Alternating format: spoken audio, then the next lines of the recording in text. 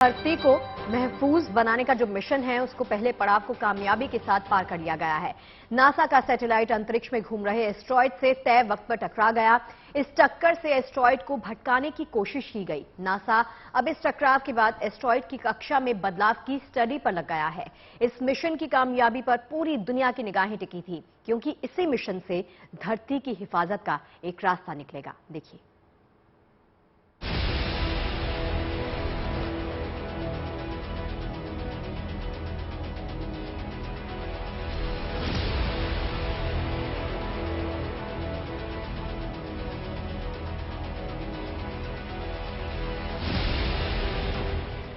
अनंत अंतरिक्ष में हुई महाटक्कर।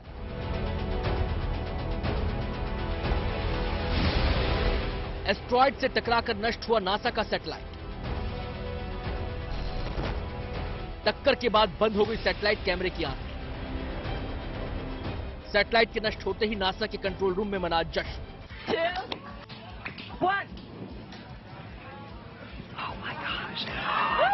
Oh, wow. Awaiting visual confirmation. All right. Let's see. We got it? Waiting. एक तरफ सैटेलाइट एस्ट्रॉयड से टकराकर नष्ट हुआ तो दूसरी तरफ नासा के वैज्ञानिक खुशी से उछल पड़े। Beautiful to watch.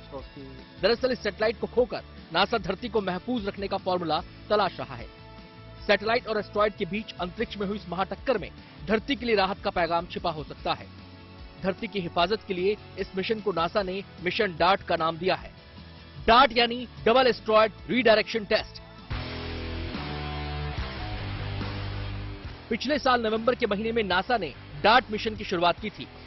इस मिशन के तहत नासा के सैटेलाइट को डायमॉर्फस नाम के एस्ट्रॉयड से टकराना था। इस एस्ट्रॉयड से धरती को कोई खतरा नहीं था, लेकिन इस टक्कर से धरती की हिफाजत इस मिशन को कामयाब बनाने के लिए एलन मस्क की कंपनी स्पेसएक्स और नासा ने मिलकर काम किया।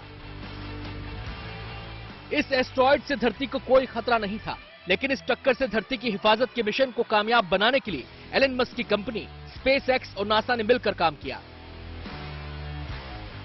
सैटेलाइट को अंतरिक्ष में भेजने के लिए स्पेसएक्स के फैल्कन 9 रॉकेट का इस्तेमाल किया गया। इस रॉकेट में नासा के सैटेलाइट को फिट किया गया।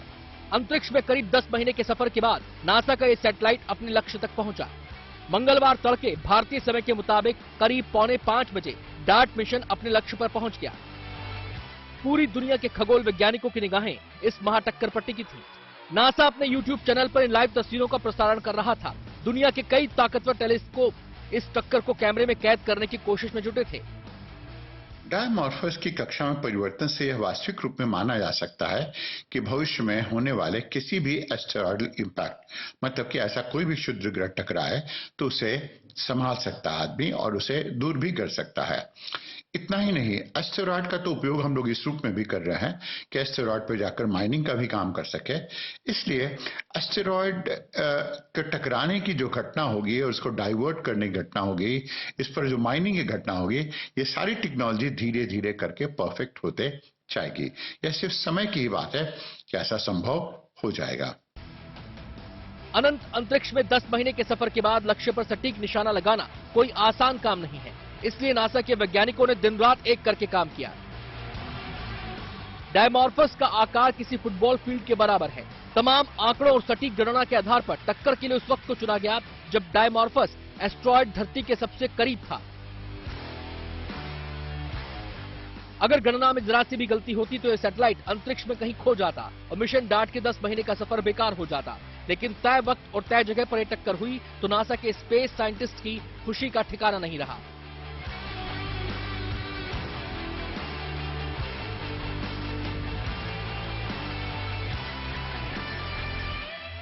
इस टक्कर की मदद से नासा एस्ट्रॉयड की कक्षा में बदलाव करना चाहता है। नासा को लगता है कि अंतरिक्ष में ऐसी टक्कर से एस्ट्रॉयड की कक्षा बदल सकती है। अब टक्कर के बाद नासा एस्ट्रॉयड की कक्षा और उसकी रफ्तार को स्टडी करने में लगा है। मिशन डार्ट से एस्ट्रॉयड की कक्षा में कितना बदलाव हुआ, ये जानने में अभी कुछ वक्त लगेगा।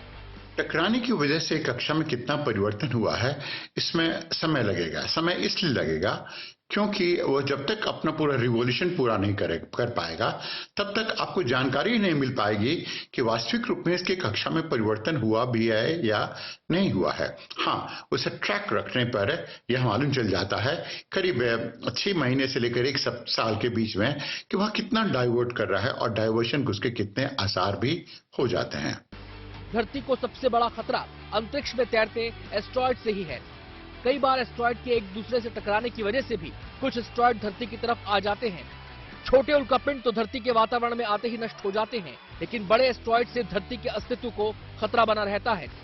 करोड़ों साल पहले ऐसे एक बड़े एस्ट्रॉयड की वजह से धरती पर डायनासोर का वजूद खत्म हो चुका है। आने वाले वक्त में ऐसे एस्ट्रॉयड इंसानों के वजूद पर खतरा ना बने, इसी वजह से नासा ने इस मिशन की शुरुआत की। अगर सैटेलाइट की टक्कर डायमॉर्फस एस्ट्रॉयड को उसके रास्ते से भटकाने में कामयाब रही तो ये विज्ञान की अब तक की सबसे बड़ी उपलब्धि होगी। Bureau report, good news today.